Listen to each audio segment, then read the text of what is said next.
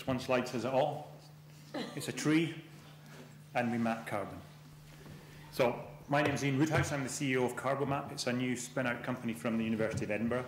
And we've developed some new technology for mapping forest properties, in particular forest carbon from aircraft.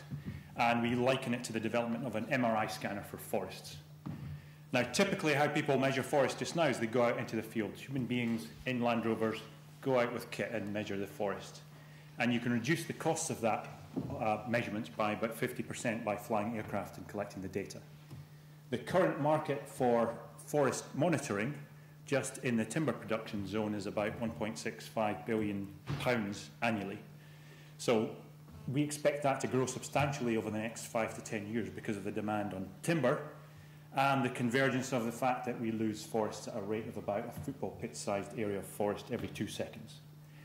And on top of that, we anticipate the forest carbon trading markets will come online, where you then have to measure the properties of the forest carbon while the forest is still alive. Large areas of forest in remote areas, and aircraft is the way to do that. We've got a great team, 4 academic founders, plus chairman, Leon Walker, who was the first CEO of MTEM. MTEM was the largest and most successful spin-out company from a university in Scotland. Leon helped raise £7.5 million in 2004 for MTEM, and then 3 years later they sold MTEM for $273 million. So that's our adult supervision. And finally, we're looking for £2 million over the next 2 years. We're currently negotiating a seed round to match a Smart Scotland award that we had recently. And I'm downstairs for the rest of the afternoon. Thank you.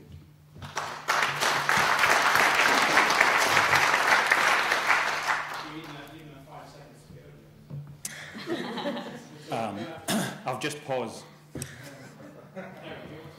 Compose myself. Who are your customers? Who's actually going to buy it? So our first customers will be those organisations like national forest agencies that have a responsibility to manage forest resources. So we have supporting letters and good collaboration with the UK Forestry Commission, with the Canadian Forestry Commission, CSIRO in Australia. So that's our key early markets. The timber producers they have a responsibility to manage their forest and increasingly a sustainable management regime. You also have cellulose producers in South America, for example, have been known to fly airborne surveys.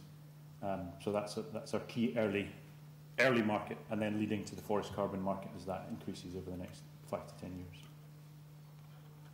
years. Can you say a word about sort of your funding plan and what your expected gross margin is? So our funding plan, the key thing about the $2 million is capital investment for hardware to get on the aircraft to start flying that. It takes approximately 3 years to pay back that investment in our current model, and typically any investor would start to see a return after 5 years, simply because in our business plan we're recycling any profit back into buying new instruments to have global coverage within the first 5 years. And it sounds like you basically have a services model, so you won't be selling equipment, you'll be selling services? Correct. So what's your expected gross margin on those services? It is, that's a very good question. It is probably in the region of about 20% on the particular products that we sell in terms of carbon maps. Have you thought about selling the equipment rather than the service? Yes, is the short answer to that. So there's a number of different models, including licensing the technology. So the patent that we have going through is partly is effectively the selection of the wavelengths for the instrument. So we could license that, we could build the instrument ourselves, or we could focus on the service provision. Because of our current model, because we think it's the most lucrative, is to look at the service provision.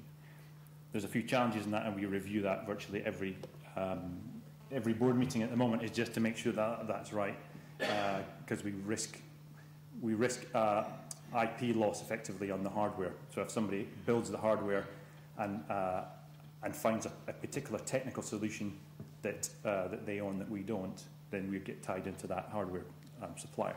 So we keep reviewing that on a fairly constant basis, but at the moment it's focused entirely on the service provision. can I ask, what is the IP behind this? So there's two. So the IP at the moment is the particular wavelengths that you choose in the instrument to derive both the amount of carbon in the forest and how much carbon the forest is actively taking up. And that's something you've developed and now own? So we developed in the university. So part of the agreement that we're just doing just now with the university is that that's licensed over to the company.